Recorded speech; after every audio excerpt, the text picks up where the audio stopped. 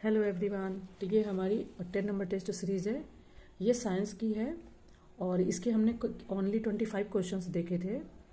इसके बाद में मैंने दूसरी टेस्ट सीरीज़ को अपलोड कर दिया था। तो ये हमारी साइंस की है, तो इसको आज फाइनल कर लेते हैं क्योंकि साइंस के भी ठीक ठाक वेटेज बनता है। 50 to 60 क्वेश्चन अगर आप PYQ देखे होंगे तो बनते हैं। तो इसको सॉल्व करके इसके बाद में हम PYQ पर चलेंगे। ठीक है, चलिए स्टार्ट करते हैं। देखिए नेक्स्ट क्वेश्चन क्या कह रहा है कि कोयला उद्योग में संलग्न लोगों को सामान्यतः कौन सी बीमारी होती है। ऑप्शन है फ्लोरोसिस, बी न्यूमोनोकोसिस, ब्लैक फुट या ब्लू बेबी सिंड्रोम। तो देखिए इंसान जब कोयले की खानों पे या खदानों पे काम करते हैं तो उन्हें कितनी प्रॉब्लम होती है ना। और ऐसे लोगों को बीमारी बहुत ज़्यादा होती है, हो जाती है क्योंकि वो कार्बन अंदर जाता रहता है ना, जब वो सांस लेता है, इनहेल करता है हवा को, है ना। तो ऐसे सिचुएशन में जिसको भी ये प्रॉब्लम हो जाती है तो उसे बी ऑप्शन आपका सही है, ये रोग हो जाता है ना, जो फेफड़ों को बहुत प्रभावित करता है। नेक्स्ट क्वेश्चन है कि निम्नलिखित में से, तो नेक्स्ट क्वेश्चन कह रहा है कि निम्नलिखित में से कौन नाइट्रोजन स्थिरीकरण जीवाणु है ना। यानी कि जैसे हमारे किसान लोग या कृषि की जाती है तो वहाँ पे जब दाल की फसल की जाती है उसमें नाइट्रोजन का स्थिरीकरण होता है। अगर ज़मीन से नाइट्रोजन या भूमि से नाइट्रोजन निकल जाती है कई कारणों से तो वो नुकसान करती है, यानी फसलें अच्छी नहीं होती हैं, है ना। तो उसमें से जीवाणु भी होते हैं। जब हम दाल की फसलें करते हैं उनमें जीवाणु होते हैं जो नाइट्रोजन का स्थिरीकरण करते हैं। तो ऑप्शन है रिवोलेरिया, बी एनाबीना, सी क्लोरोबियम या डी नॉन स्टाक, है ना। तो इसके साइंस के क्वेश्चन काफ़ी इंपॉर्टेंट रहते हैं। क्लोरोबियम ऑप्शन सी आपका आंसर हो जाएगा।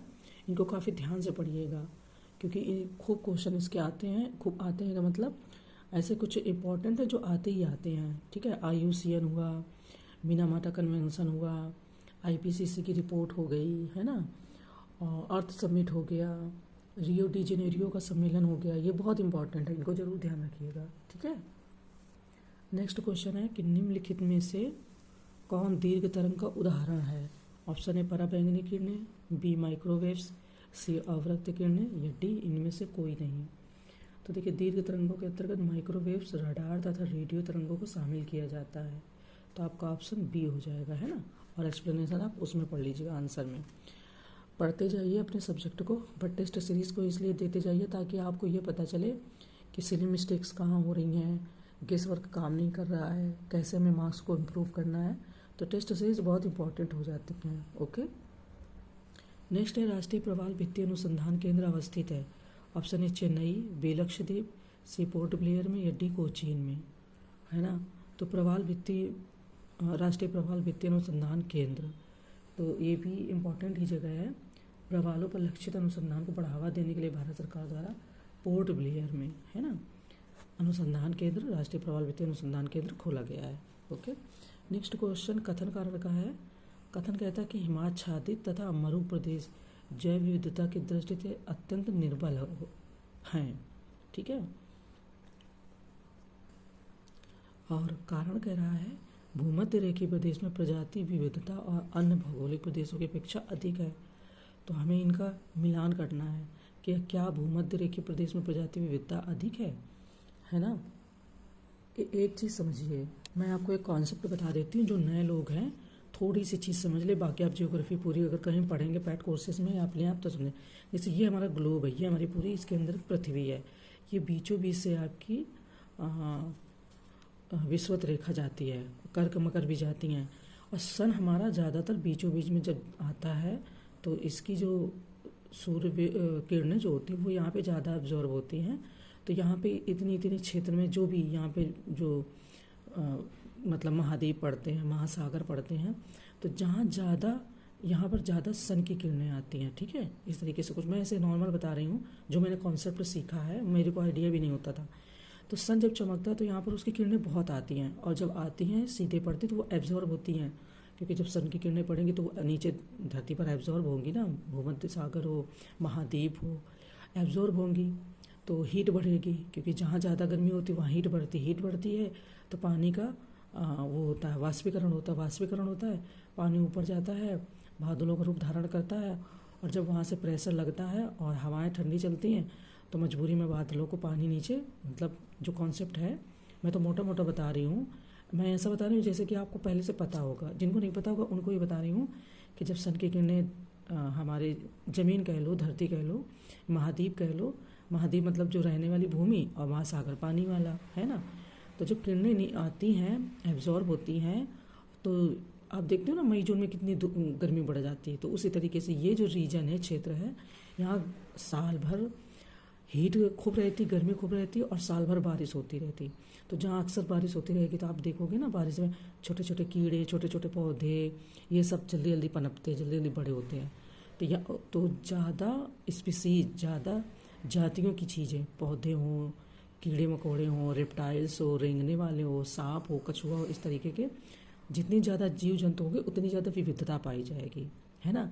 तो प्रजाति विविधता जब बोलेंगे तो आप अक्सर माइंड में लगाना कि विषुवत रेखीय क्षेत्र जितना होगा वहाँ अक्सर विविधता पाई जाएगी। और जब पाई जाएगी तो जब मतलब पहले आप क्वेश्चन को भी पढ़ लो, ऐसा नहीं कि जो मैंने बता दिया सिर्फ वही एकदम पत्थर की लकीर, ऐसा नहीं। ये एक कॉन्सेप्ट चलता है कि जहाँ पर ज़्यादा प्रेसिपिटेशन होता है, ज़्यादा बारिश होती है, वहाँ ज़्यादा विविधता पाई जाती है। तो जितना भी आपका विषुवत रेखीय क्षेत्र, वहाँ विविधता अक्सर क्या हमेशा ज़्यादा ही रहती है। ठीक, मैंने आपको वो जो चीज़ बताई वो कॉन्सेप्ट के हिसाब से बताई है। अब हमें इस चीज़ को यहाँ पर देखना है। ये भूमध्य रेखीय प्रदेश में पूछ रहे हैं कि प्रजाति विविधता अन्य भौगोलिक प्रदेशों की अपेक्षा अधिक रहती है। इसको देख लेते हैं तो हमारा कॉन्सेप्ट भी क्लियर हो जाएगा, इनकी भी बात है। देखिए अभी कथन ये तो सही है कि हिमाच्छादित का मतलब होता है जो बर्फ़ से ढकी जगह होती है, तथा मरु प्रदेश जहाँ पर जीव जंतु कम पाए जाते, पेड़ पौधे कम पाए जाते, तो विविधता की दृष्टि से अत्यंत निर्बल का मतलब कम होते हैं, तो ऑब्वियसली कम होंगे। जब पानी कम होगा, बारिश नहीं होगी, धूप कम होगी, ऑल टाइम बर्फ़ से चीज़ें ढकी रहेंगी, तो वहाँ पेड़ पौधे उतने बढ़ नहीं पाएंगे ना, उतने ज़्यादा मात्रा में वहाँ पर मतलब कि पेड़ पौधे होंगे ही नहीं, तो विविधता कम हो जाएगी, जीव जंतु भी कम होंगे, है ना। अब बड़े फर वाला जानवर ही बर्फ़ वाले क्षेत्र में रह सकता है, जो नॉर्मल क्षेत्र होते हैं वहाँ जिसके बाल भी कम है वहाँ जाते, वो वाले जंतु भी रह सकते हैं। तो ये एक कॉन्सेप्ट होता है, तो इसलिए इसका आंसर बी है। यानी कि यहाँ पे कह रहे हैं कि हाँ, कथन और कारण दोनों सही हैं, परंतु जो कथन है वो कारण की सही व्याख्या नहीं करता है ना। निर्बल तो होते, यहाँ वर्षा तापमान का अभाव होता है, कौन से, ये हिमाच्छादित प्रदेश, ठीक है। जबकि भूमध्य रेखीय प्रदेश में उच्च आर्द्रता तथा वर्षा के कारण प्रजाति विविधता अन्य भौगोलिक प्रदेश की अपेक्षा अधिक होती है। हाँ, भूमध्य क्षेत्रों में भी, तो जितना वो भूमध्य क्षेत्र रीजन पड़ेगा विषुवत रेखा के आसपास, वहाँ रहेंगे, ठीक है। वहाँ पे बारिश जहाँ ज़्यादा होगी साल भर, टेम्परेचर हाई रहेगा, वहाँ पे विविधता ज़्यादा रहेगी। पर फिर भी हमारा ऑप्शन बी सही है, ठीक है। और जब आपको भूमध्य रेखीय क्षेत्र वगैरह देखना हुआ करे ना, तो आप अपने पास जो मैप है उसको ओपन करके देख लिया करो, तो उससे कॉन्सेप्ट और क्लियर होते, चीज़ें और समझ में आती है। हर टीचर अपने हिसाब से समझाने की कोशिश करता है, पर मैप के द्वारा जब हम समझते तो हमारे कॉन्सेप्ट ज़्यादा क्लियर होते हैं, है ना। मुझे भी एक दो बार में ऐसे लगता था कि क्या बता रहे भूमध्य रेखीय क्षेत्र, विषुवत रेखीय क्षेत्र, को समझ में नहीं आ रहा। पर जब वो सर लोग ऐसे बांट के बढ़िया से डिग्री में 30, 65, 0 डिग्री अक्षांश बताते हैं ना, तो समझ में आती हैं चीज़ें। एक बार में नहीं आती हैं, एक दो बार और पढ़ेंगे तब आ जाएंगे। नेक्स्ट क्वेश्चन है कि निम्नलिखित कथनों पर विचार करें। ऑप्शन ए, रामसर संधि का संबंध आर्द्र भूमियों से है। ऑप्शन बी, यह संधि 2 फरवरी 1971 को रामसर ईरान में हस्ताक्षरित हुई थी। असत्य कथन का चुनाव करना। अब ये क्वेश्चन अपने आप में इम्पॉर्टेंट है, या आपके पास रामसर संधि के बारे में कुछ मतलब कि कहते हैं पहले का जो डेटा है, जो इसका कब बनी, कब हस्ताक्षर हुआ, अगर है तो ठीक है, वरना इसको नोट डाउन कीजिएगा पीडीएफ से, है ना।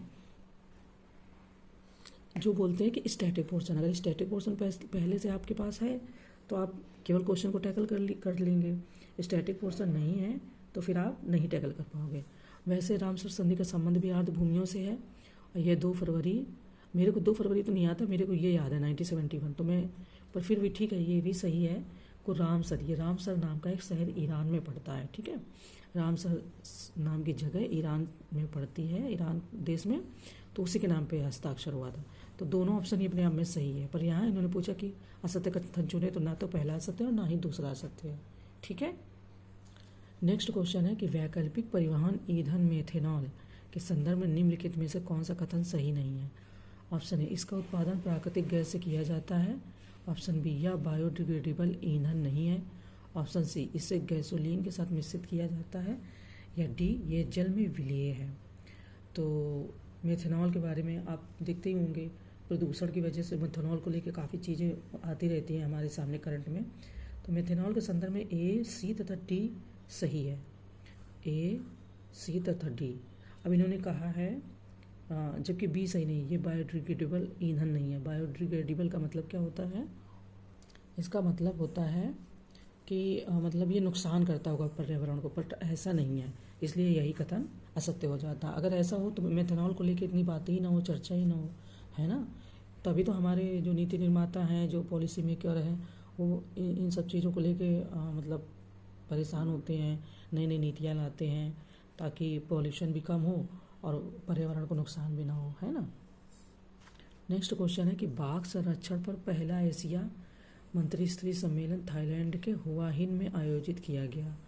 अब ये है तो मतलब पुराना क्वेश्चन है, वर्ष 2005 में, 2010 में, 2014 में या 2012 में, बट ये क्वेश्चन आते हैं बाघ संरक्षण को लेके, एलिफेंट्स के बारे में, क्योंकि ये पर्यावरण और साइंस से हैं तो ये आते हैं।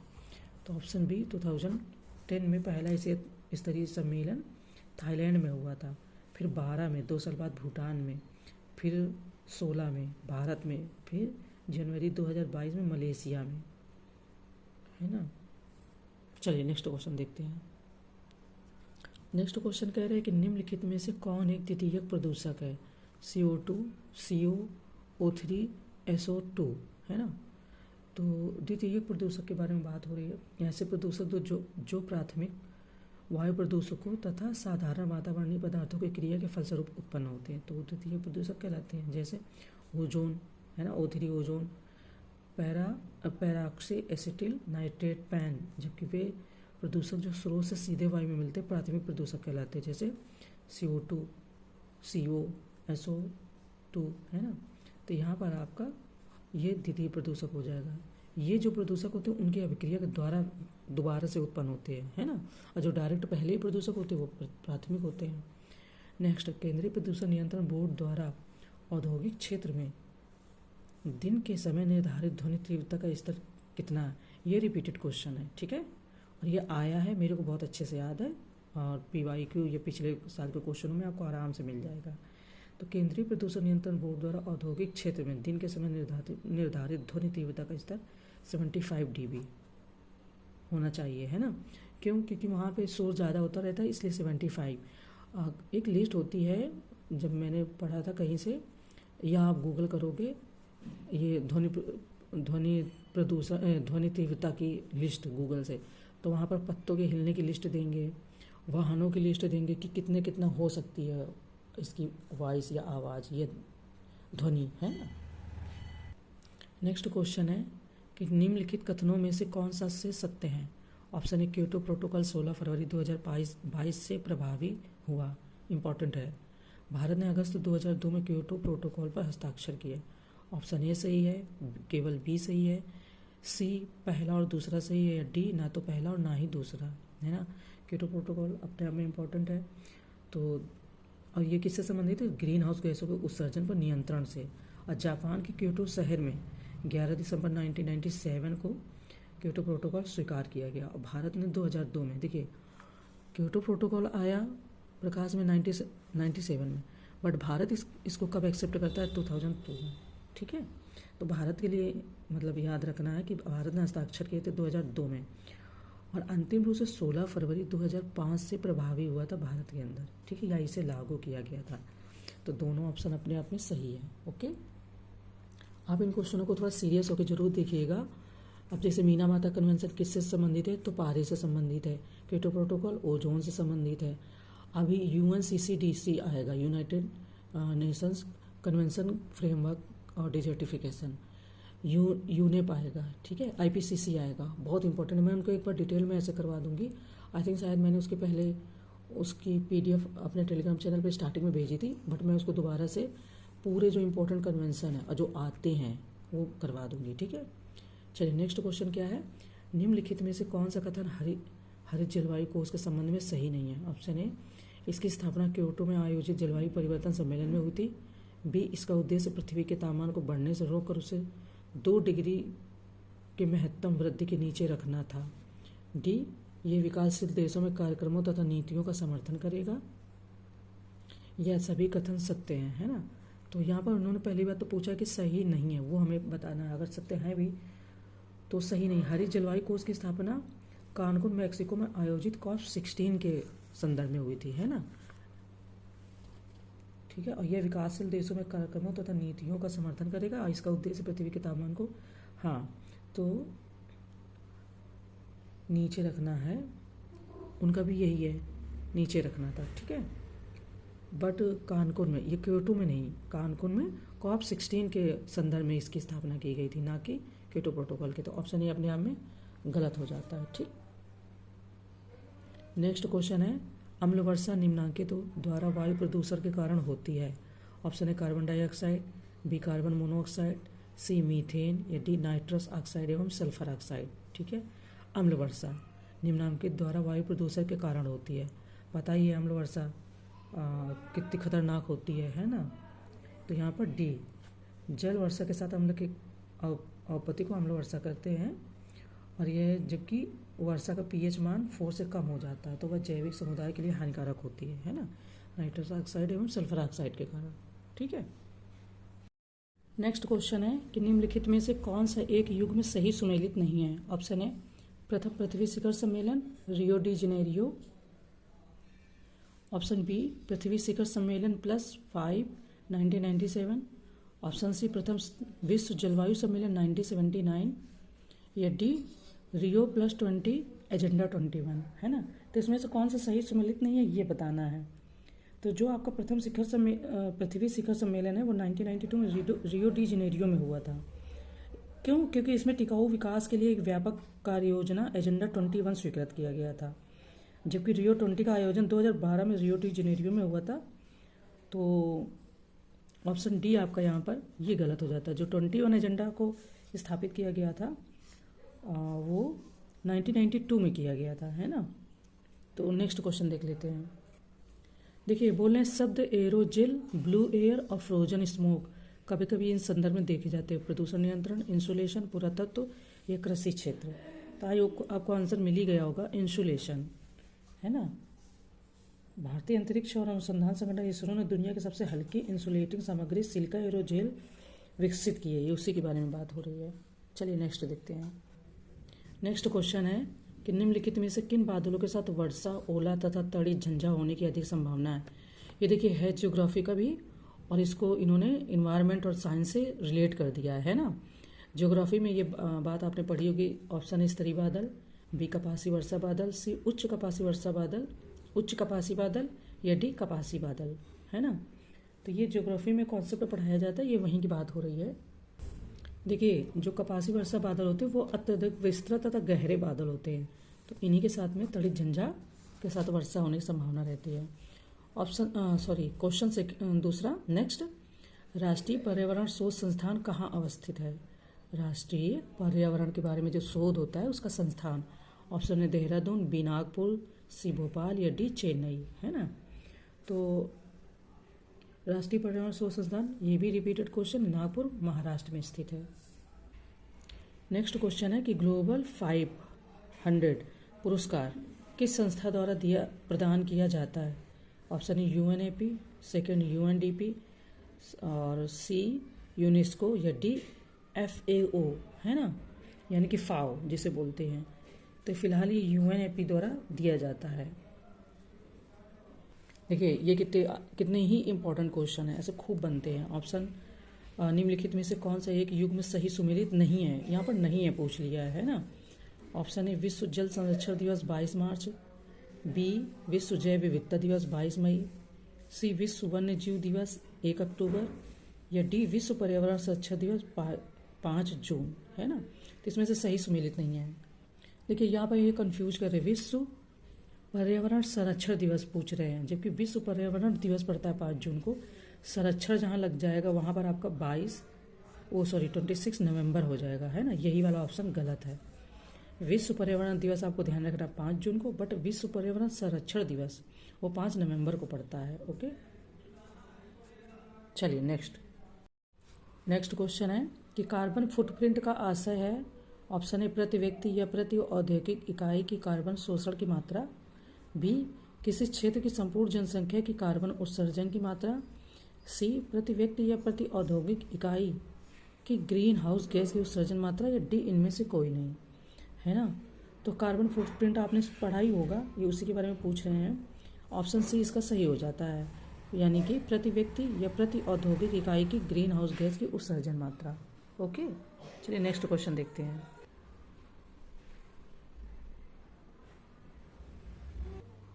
नेक्स्ट क्वेश्चन है कि नीचे 2 कथन दिए गए हैं, जिनमें से एक को अभिकथन ए और कारण कहा गया है। कथन ये है कि एस्चुरी में जैव विविधता एवं पारिस्थितिकी उत्पादकता अधिक होती है। कारण यहाँ नदियों और समुद्र दोनों की विशेषताएं होती हैं, है ना। तो आपके कथन और कारण दोनों फिलहाल सही हैं, तो ऑप्शन ए यहाँ पर सही हो जाएगा। ओके, नेक्स्ट क्वेश्चन देखते हैं। नेक्स्ट क्वेश्चन है कि निम्नलिखित में से कौन सा एक युग्म सही सुमेलित नहीं है। ये कच्छ वनस्पति के स्थल है और ये प्रदेश है ना। तो धामरा ओडिशा, मुथुपेट तमिलनाडु, कुंडापुर आंध्र प्रदेश, वेल्टूर महाराष्ट्र, है ना। तो यहाँ पर जो आपका कुंडापुर है ना, ये गलत सुमेलित है। क्यों? क्योंकि ये आंध्र प्रदेश में नहीं है, ये कर्नाटक में है। ओके, ये यहाँ पर गलत है। नेक्स्ट क्वेश्चन है कि निम्नलिखित कथनों पर विचार करें। ऑप्शन ए, नेक्स्ट क्वेश्चन है कि निम्नलिखित कथनों पर विचार करें। ऑप्शन ए, इकोमार का आरंभ 1985 में किया गया। सेकंड, इसका लोगो मिट्टी का बर्तन है। तो यहाँ पर सत्य कथन बताने हैं, है ना। देखिए, जो यहाँ पर इन्होंने 1985 बोला है ना, ये 1991 में स्टार्ट किया गया था। तो ये ऑप्शन अपने आप में गलत हो जाता है, ठीक है ना। तो यहाँ पर बी ऑप्शन सही हो जाता है। ओके, चलिए नेक्स्ट क्वेश्चन देखते हैं। नेक्स्ट क्वेश्चन हमारा कहता है कि जब प्राकृतिक गैस को 200 से 250 किलोग्राम सेंटीमीटर स्क्वायर तक दबाया जाता है तो इसे सीएनजी कहा जाता है। ऑप्शन सेकंड, सीएनजी में 80 to 99% मीथेन होती है। तो यहाँ पर असत्य कथन का चुनाव करना है ना। तो ऑप्शन कथन दोनों सत्य है, असत्य कथन कोई नहीं है, यानी कि डी हो जाएगा। ना तो पहला सत्य है और ना ही दूसरा सत्य है। हालांकि वहाँ पर सी क्यों दिया है, कथन एक भी सत्य है, सत्य तो दोनों, पर उन्होंने असत्य पूछा तो असत्य कोई नहीं है, तो इस हिसाब से तो डी होना चाहिए। ठीक है, चलिए नेक्स्ट क्वेश्चन देख लेते हैं। नेक्स्ट क्वेश्चन है कि national clean development mechanism authority की स्थापना की गई है। ऑप्शन ए, वर्ष 2010 में, 2003 में, 2015 में, 2000 में, है ना। नेशनल क्लीन डेवलपमेंट मैकेनिज्म की बात हो रही है। तो भारत सरकार ने दिसंबर 2003 में नेशनल क्लीन डेवलपमेंट की स्थापना की थी। ठीक है, तो नेक्स्ट क्वेश्चन देख लेते हैं। ऑप्शन बी आपका सही आंसर होगा।